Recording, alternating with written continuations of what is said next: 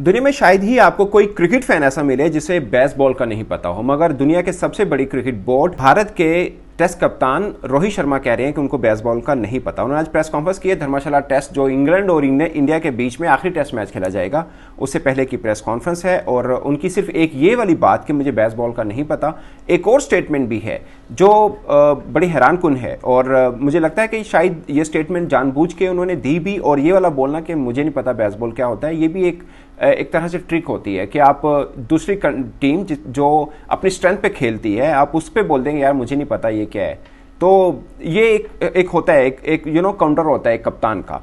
तो बेसबॉल क्या है सबको मालूम है। ये बेस जो है वो ब्रेंडन मैककॉलम के नाम से लिया गया, क्योंकि जब वो कोच बने तो उन्होंने ये टर्म निकाली थी और उन्होंने बोला था बस टेस्ट हो, वनडे हो, T20 हो, जाओ तोड़ो और खेलो, बस अगली टीम को तोड़ के रख दो। उसके बाद से उनका नाम बेसबॉल उस टर्म का या उस सोच का नाम रखा गया। मगर रोहित शर्मा कहते हैं कि मुझे नहीं मालूम कि बेसबॉल कहते किसे हैं। क्या इसका मतलब ये है कि जाएं और जाते ही चौके छक्के मारना शुरू कर दें, या इसका मतलब ये है कि जाकर डिफेंड करें, या फिर इसका मतलब ये है कि जस्ट लूज बॉल का वेट करें? क्योंकि मैंने अभी तक किसी को देखा नहीं है कि वाइल्ड स्विंगिंग जो है वो नज़र आई किसी टेस्ट के अंदर हमें, यानी बेतुकी शॉटेज से बोलते हैं ना कि बस आई और चलाई, वो मुझे कहीं दिखने को मिली नहीं है। तो उन्होंने बोला कि honestly speaking I don't know what does it mean baseball, इसका मतलब क्या है मुझे नहीं मालूम। तो एक तरह से उन्होंने काउंटर कर दिया, यार ये इंग्लैंड की स्ट्रेंथ है जो भी है, बट मैं तो जानता भी नहीं हूँ इसे ये किसे कहते हैं एक्चुअल में। और फिर बेन डकेट ने जो स्टेटमेंट दी जायसवाल के हवाले से, जिसका मफहूम तकरीबन ये बनता है कि जो जायसवाल हैं वो इंग्लिश स्टाइल में क्रिकेट खेले हैं, लाइक वो बेसबॉल क्रिकेट खेले हैं एक्चुअल में। ये जो स्टेटमेंट आई थी और उसके बाद से रोहित शर्मा से जब ये बात हुई तो रोहित शर्मा ने कहा कि शायद उन्होंने पंत को नहीं देखा, क्योंकि पंत जो है वो जाहिर है वो बहुत तेज़ खेलते हैं, विकेट कीपर बल्लेबाज, अब इंजरी वजह से नहीं खेल पाए, तो वो बहुत तेज़ खेलते हैं, शायद उन्होंने फिर पंत को नहीं देखा। कहना ये चाह रहे थे कि ये आपसे पहले की ये क्रिकेट हम लोग खेल रहे हैं, ये एक्चुअल में रोहित शर्मा कहना चाह रहे थे। दरअसल वो मैं बता रहा हूँ कि जो उनकी स्ट्रेंथ है उसका काउंटर करना चाह रहे थे, बता रहे थे कि हम तो पहले से इस तरह की क्रिकेट खेल रहे हैं। ये बात सच है। अगर आप इंडिविजुअल परफॉर्मेंस के ऊपर बात कर रहे हैं, गिलक्रिस्ट ऑस्ट्रेलिया के वो कितना तेज़ खेलते थे, इसके अलावा सहवाग कितना तेज़ खेलते थे, उनका पाकिस्तान के खिलाफ मुल्तान के अंदर जो 300 रन थे वो उठा के देख लें क्या उन्होंने बारी ली थी। तो सचिन और सहवाग ऊपर हमेशा तेज़ खेलते रहे हैं, शाहरुख गंगोली तेज़ खेलते रहे हैं। ये थोड़ी पुरानी बात ज़रूर चली जाती है, मगर उन्होंने एग्जाम्पल पंत की दी कि हमारे पंत जो हैं वो बहुत तेज़ खेलते हैं।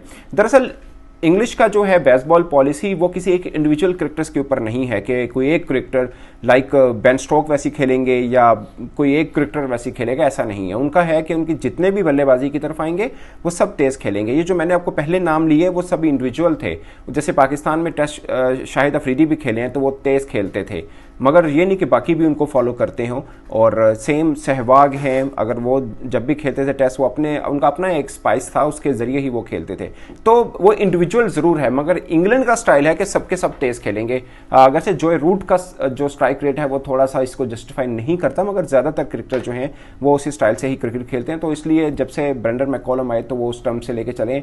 ये कहीं पर कामयाब उनकी पॉलिसी हुई भी, लाइक वो जब पाकिस्तान के अंदर आए थे उन्होंने पाकिस्तान की बॉलिंग को खूब तोड़ा था, इसमें कोई शक नहीं है। बहुत से फैंस अगर ये सोच रहे हैं कि इंडिया के अंदर इंग्लैंड खेल रहा है इसलिए फंस के खेल रहा है, तो उनके लिए ये है कि जब इंग्लैंड पाकिस्तान में आया था तो उन्होंने उखाड़ पुछाड़ के रख दिया था पाकिस्तान के पूरे पेस अटैक को, पाकिस्तान के स्पिनर्स को। अगरचे अबरार हमें वहाँ से ज़रूर मिले थे कि हमें अबरार की सूरत में थोड़े से अच्छे एक स्पिनर के मिले थे, मगर हम वो सीरीज़ में कुछ खास नहीं कर पाए थे। मगर यहाँ पर इंडिया 3-1 की लीड लेके चल रहा है और जो पहला टेस्ट जीता था ऑफ कोर्स इंग्लैंड अच्छा खेला था और मुझे लग रहा था कि शायद इस सीरीज़ में अब कुछ जान पड़ेगी। उसके बाद भी थोड़ी फाइट ज़रूर की, मगर जीत और बर्तरी और हुक्मरानी टीम इंडिया की ही रही। अब धर्मशाला में है, जिसकी जीत सीरीज़ पर फ़र्क तो नहीं डालेगी, ऑफ कोर्स ICC रैंकिंग के ऊपर फ़र्क ज़रूर डालेगी। और ठीक ये वो ग्राउंड है जिसमें मुझे लगता है कि इंग्लैंड को थोड़ा एज ज़रूर मिलना चाहिए, क्योंकि यहाँ पर पेस अटैक को धर्मशाला में सपोर्ट मिलती है। और जो लास्ट 2017 में रोहित शर्मा ने ही जिक्र किया कि वहां पर फास्ट बॉलर्स को थोड़ी मदद मिली थी जो इंडिया ने ऑस्ट्रेलिया के खिलाफ खेला था,